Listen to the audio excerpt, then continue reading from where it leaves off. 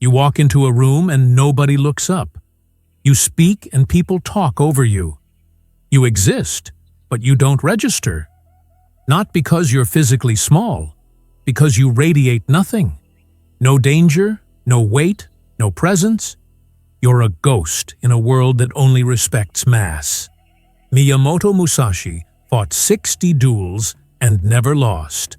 But his most dangerous weapon wasn't his sword. It was his aura. The samurai called it ki, the invisible force that makes predators back down before the first strike.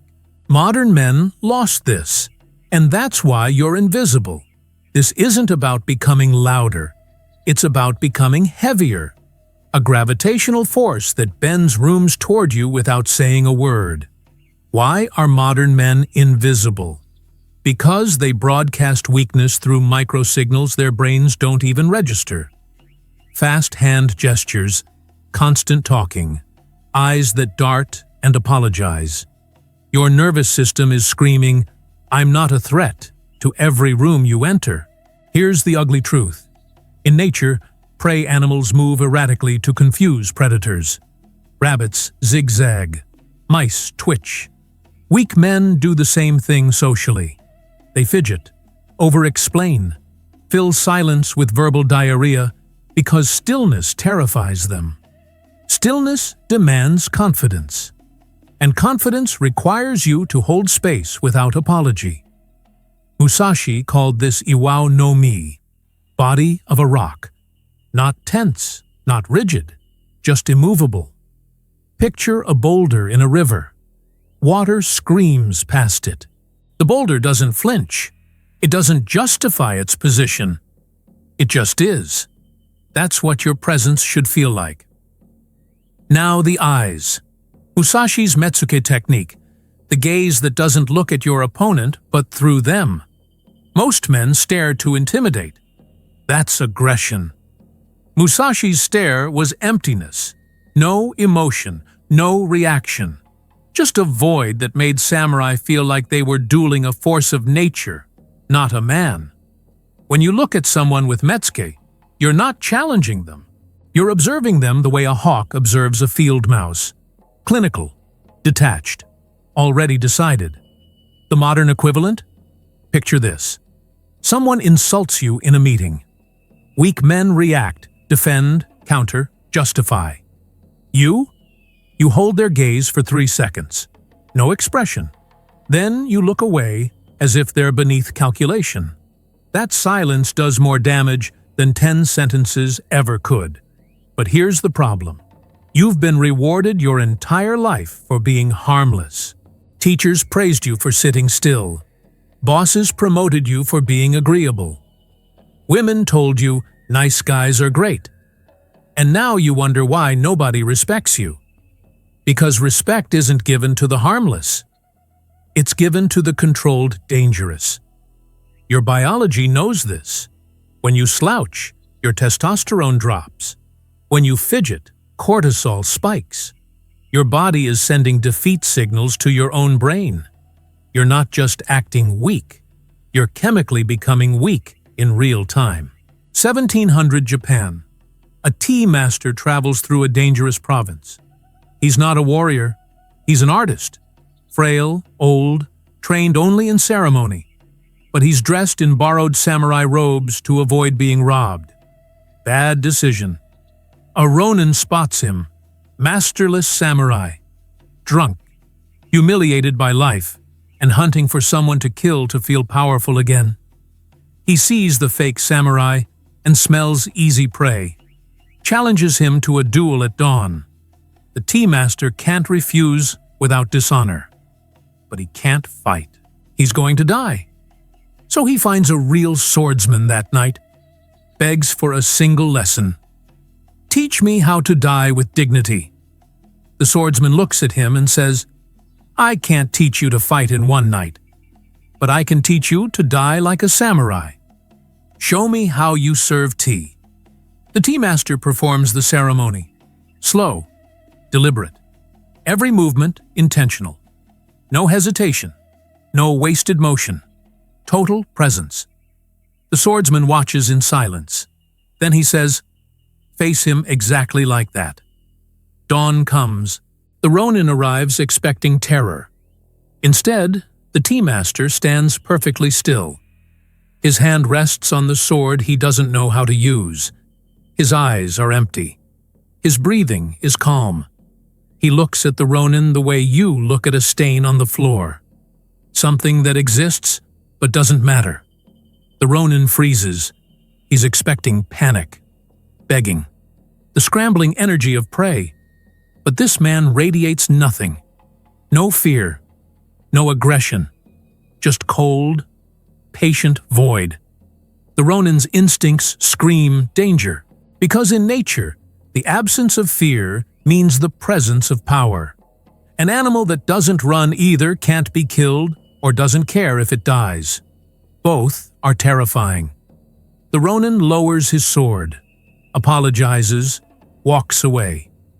The tea master wins without drawing his blade, not because he became a better fighter, because he controlled the atmosphere. He expanded his spirit into the space between them and made his presence heavier than steel. That's the lesson.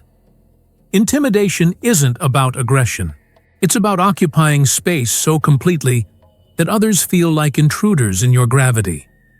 Musashi called this seem, the advance of spirit. You don't move toward your enemy. You expand into them, and they either submit or break themselves trying to push back. Silence was his weapon. Most men fill silence because it makes them uncomfortable. They interpret quiet as weakness, so they talk to prove they're not afraid. But silence is a test, and when you hold it, you force the other person to fill the void. They reveal their nervousness, their need for validation, their fear. You give them nothing, and that nothing becomes everything. Your posture is a broadcast signal. Slumped shoulders tell every primate brain in the room that you've already lost. Expansive posture, chest open, spine straight, head level, triggers biological respect. Research shows that while posture doesn't change your hormone levels, it absolutely shifts your subjective sense of power, confidence, and risk tolerance. You're not hacking your chemistry. You're hacking your psychology. And in social dynamics, that's what matters. But here's where most men fail. They confuse tension with strength. They puff their chests and clench their jaws like bodybuilders posing. That's not power. That's insecurity wearing a costume. Real power is relaxed. A lion doesn't flex before it strikes. It lies in the grass, loose and patient, until the moment demands violence. That's Iwao no Mi. The body of a rock isn't hard because it's trying. It's hard because that's its nature. Musashi taught Kanken no Metsuke, perceiving with both the observing eye and the seeing eye. The observing eye watches details. The seeing eye perceives the whole. Most men lock onto single threats: the guy talking trash, the woman judging them, the boss evaluating performance. That hyperfocus creates tunnel vision. You miss the room. You lose the atmosphere. Instead, soften your gaze. Let your peripheral vision dominate. You're not staring at anyone. You're aware of everyone. This does two things. First, it eliminates the micro-movements that betray focus. When you track one person, your head shifts. Your eyes dart. You telegraph attention. When you see the whole room, you become still. Second, it makes you unreadable. People can't tell who or what you're focused on. That unpredictability is unnerving. Now the concept that separates warriors from civilians. Mushin, no mind. Musashi described it as striking without thought. The moment you think about acting, you've already lost the initiative. Your enemy sees the thought before the movement. They read the tension in your shoulders, the shift in your weight, the dilation of your pupils. You become predictable. No mind means your body moves before your brain finishes processing. You eliminate the gap between stimulus and response. Think of it like this. A guy insults you. Weak response? You process the insult, feel anger, choose words, then speak. 4-second delay. By the time you respond, the moment's dead. No mind response? You hold his gaze and let one cold sentence drop before your ego even registers the attack. No hesitation, no calculation, just reflex. This requires eliminating micro-movements and fidgeting. Every time you scratch your face, adjust your shirt, or shift your weight, you're bleeding presence. You're admitting discomfort. Musashi stood so still in duels that opponents couldn't predict his strikes. He called it Heijoshin, the mind of everyday calm. Treat every interaction like a sword is an inch from your throat. One wasted movement and you're dead. That level of economy makes you dangerous. Start here. For the next 7 days, eliminate these 3 behaviors. Explaining yourself when not asked, filling silence with noise, and apologizing unless you've caused actual harm. Track it. Every time you catch yourself doing one of these, mark it. By day 7, you'll realize how much space you've been surrendering. Next, the Unpredictability Protocol. Humans are pattern recognition machines. We assess threats based on predictability. Erratic animals are dangerous because we can't model their next move. You don't need to be erratic. You need to be selectively inconsistent. Example, if you always respond to texts immediately, you've trained people to expect instant replies. Break the pattern. Respond fast sometimes. Slow other times. No explanation.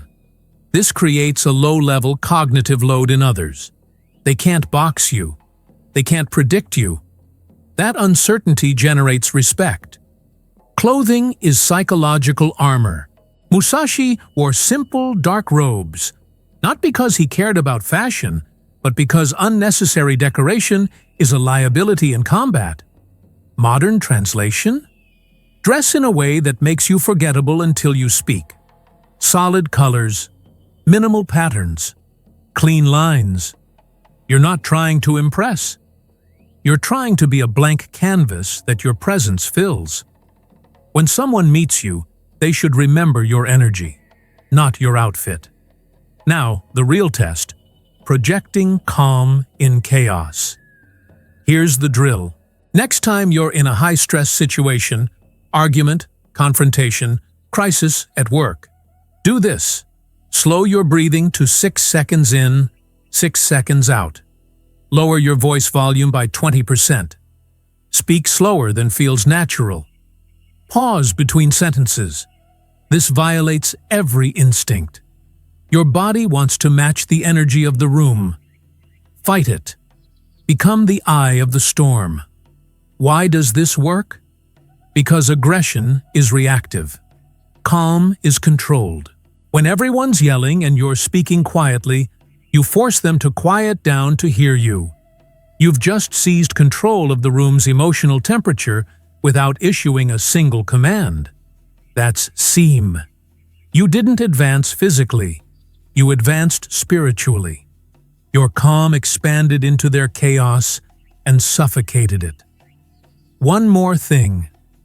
The concept of Heijoshin, maintaining the same spirit in combat as in everyday life.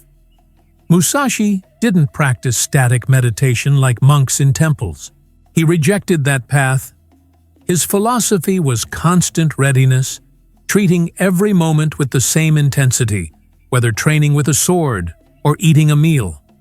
Modern version: build rituals of intentional movement. Wake up.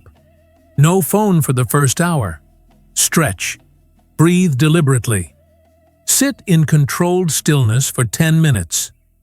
Not to find enlightenment. To train your nervous system to be comfortable with void. Most men are addicted to stimulation. They wake up and immediately flood their brains with notifications, news, dopamine. You're training the opposite. You're teaching your body that silence isn't empty. It's loaded. Final instruction. Record yourself speaking. Watch it with the sound off. Count how many times you fidget, gesture unnecessarily, or shift your posture. Every wasted movement is a leak in your presence. Eliminate one per week until your body becomes as economical as your words. Jordan Peterson said something that makes people uncomfortable. A harmless man is not a good man. A good man is a very dangerous man who has that under voluntary control. Modern society wants you domesticated, neutered, safe. It rewards you for being predictable and punishes you for being uncontrollable. And then it wonders why you're depressed, invisible, and ignored. You don't have a presence problem. You have a danger deficit. You've spent so long proving you're not a threat that you've become irrelevant. People respect the man who could destroy them, but chooses not to. They don't respect the man who couldn't destroy a wet napkin. The capacity for violence, controlled, directed, restrained, is what makes peace valuable. Without that capacity, you're not peaceful. You're just harmless. And harmless men don't command rooms. Here's the truth Musashi understood, and modern men forgot. Intimidation isn't about making people afraid of you. It's about making them aware of you. When you walk into a room with real presence, people don't think, "I'm scared of him." They think, "I need to pay attention to him." That's the difference between a thug and a samurai. The thug forces attention through aggression.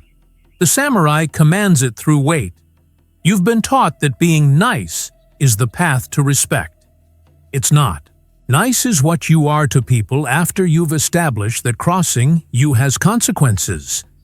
Musashi was capable of immense kindness. He taught students, wrote poetry, painted masterpieces. But nobody tested his boundaries because those boundaries were established through decades of undefeated combat. He didn't need to prove he was dangerous. His stillness proved it for him.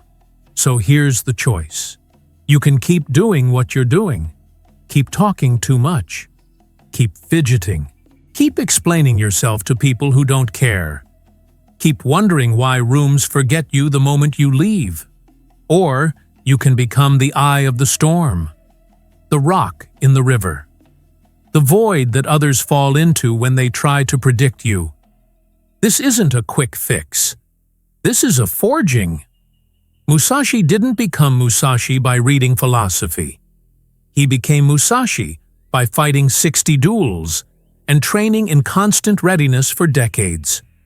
You won't intimidate people overnight, but you can start today. Eliminate one fidget. Hold one uncomfortable silence. Slow your speech in one high-pressure moment. Stack those small wins, because presence isn't built in a day. It's built in 10,000 decisions to not leak power. If you want more of this, strategy, not softness, subscribe to Katana Mindset. This is the dojo. We don't teach you to feel better about being weak. We teach you to stop being weak. Master yourself, or the world will master you.